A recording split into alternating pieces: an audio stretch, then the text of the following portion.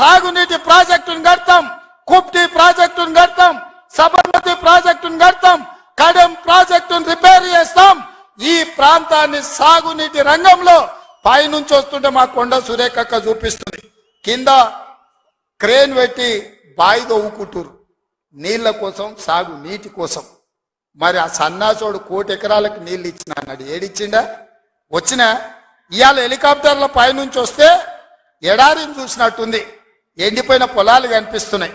నీళ్ల కోసం బావులు దవ్వుకుంటారు. ఇవాళ బావి దవ్వే క్రేను అది చూపించి సురేఖక్క అన్న ఇంకా బాయిల వ్యవసాయమే ఉంది, ఇక్కడ నీళ్లు రాలేదని. ఇవాళ వస్తావా కేసీఆర్, నీకు మళ్ళోసారి చూపిస్తా ఈ ప్రాంతాన్ని. ఏనాడా నువ్వు వచ్చినవో రాలేదో నాకు తెలియదు, ఎన్నికలప్పుడు ఓట్లాడుకోనికి వచ్చి ఉంటావు, కానీ ఈ ప్రాంతాన్ని చూడడానికి ఎప్పుడన్నా వచ్చినవా?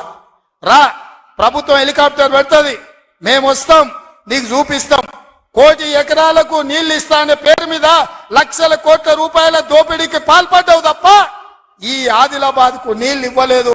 అందుకే ఈ ప్రాంతాన్ని సస్యశ్యామలం చేయడానికి సాగునీటి ప్రాజెక్టులను కట్టే బాధ్యత మా పార్టీ తీసుకుంటుంది, మా ప్రభుత్వం తీసుకుంటుంది. నిన్న మొన్న మాట్లాడుతున్నారు వాళ్ళు 3 నెలల 6 నెలల కేసీఆర్ మళ్ళీ ముఖ్యమంత్రి అవుతాడు, ఈ ప్రభుత్వాన్ని పడగొడతామని. నీ అయ్యా ఎవడ్రా పడగొట్టేటోడు? పడగొడతారా? ఎవడు కొట్టేది?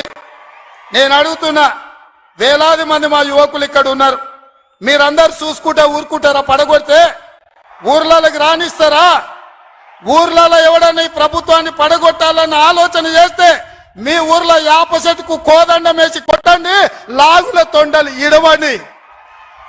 ఇది ప్రజలు ఎన్నుకున్న ప్రభుత్వం, ప్రజలు ఆశీర్వదించిన ప్రభుత్వం, ప్రజల కోసం పనిచేస్తున్న ప్రభుత్వం. ఇది ప్రజా ప్రభుత్వం. ఆడ అనుకుంటుండు 1,00,000 కోట్లు పెట్టి కట్టిన కాళేశ్వరం కూలినట్టు ఈ ప్రభుత్వం కూలుతుందని. నీ అయ్యా నువ్వు దోపిడీకి పాల్పడ్డావు కాబట్టి ఆ కాళేశ్వరం గాలి వస్తే కొట్టుకుపోయింది.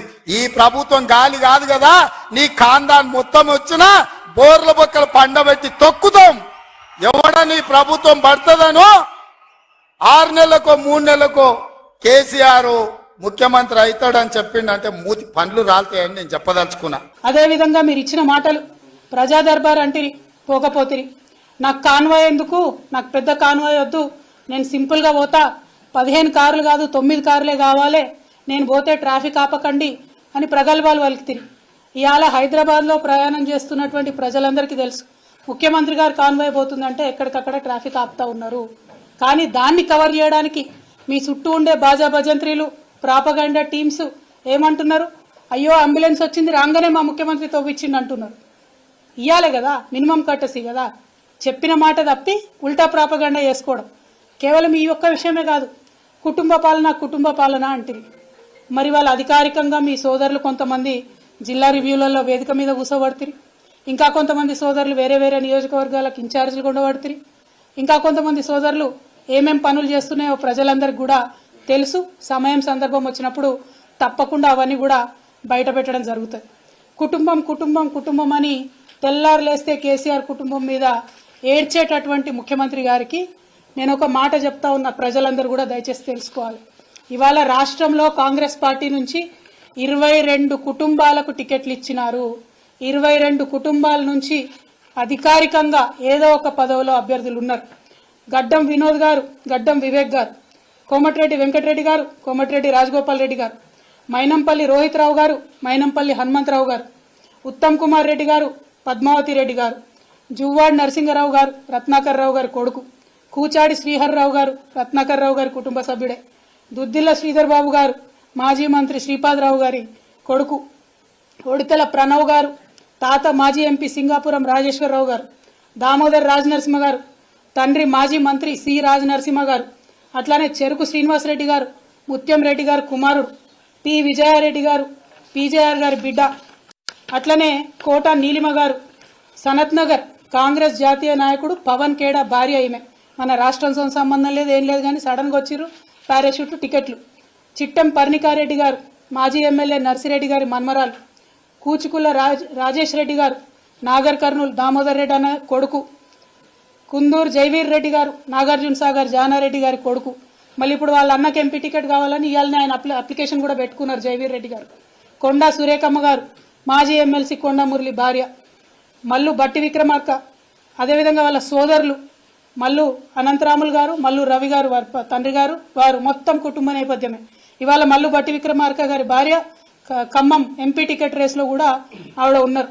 మరి పట్లోళ్ళ సంజీవ్ రెడ్డి గారు మాజీ ఎమ్మెల్యే పట్లోళ్ళ కృష్ణారెడ్డి గారి కొడుకు, మదన్ మోహన్ రావు గారు వారిది కూడా కుటుంబ నేపథ్యమే. ఇట్లా ఒక్కొక్కటి చూసుకుంటూ పోతే గిన్ని కుటుంబాలకు మీరు ప్రోద్బలం ఇస్తున్నారు, ఇన్ని కుటుంబాలకు మీరు పోటీ చేసే అవకాశం ఇచ్చారు, ఇన్ని కుటుంబాలను మీరు మోస్తున్నారు. మళ్ళీ ఇలా కోమటిరెడ్డి రాజగోపాల్ రెడ్డి గారు ఏమంటారు, మా అన్నకు మంత్రి పదవి ఉంటే ఏమవుతుంది, నాకు రాదా మంత్రి పదవి అంటారు. మీరు మా మీద మాట్లాడే అర్హత మీకుందా? మీరు మమ్మల్ని మాట్లాడితే కేసీఆర్ గారిని ఇంకా కూడా తిట్టడం తప్పితే ఏం పని చేస్తున్నారో ఒకసారి తెలంగాణ ప్రజలకు దయచేసి తెలియజేయాలని నేను కోరుతా ఉన్నాను.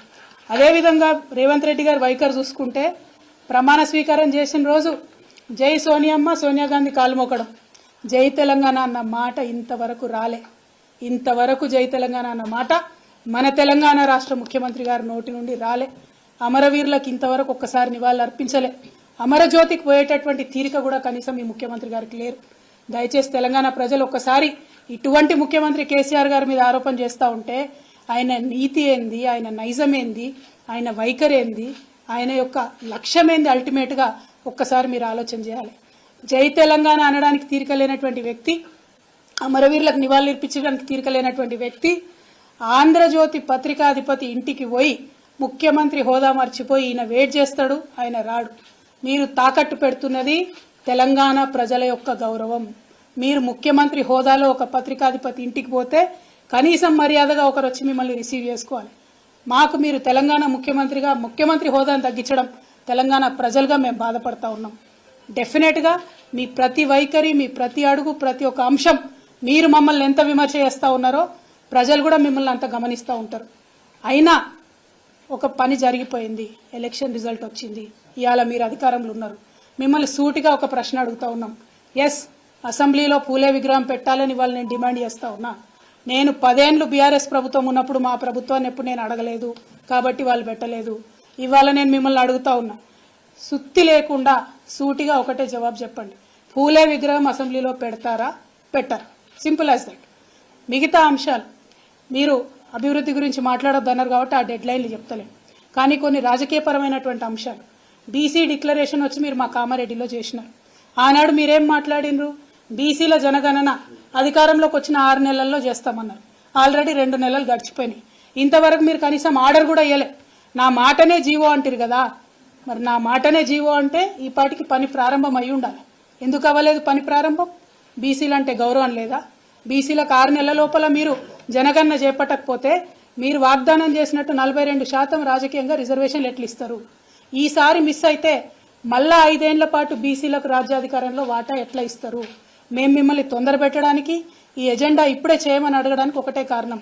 42% బీసీలకు రిజర్వేషన్ ఇవ్వాలంటే విత్ ఇన్ 6 months మనకు రిజల్ట్ రావాలి జనగణన, తర్వాతనే రిజర్వేషన్ ఇచ్చేటటువంటి ఆస్కారం ఉంటుంది.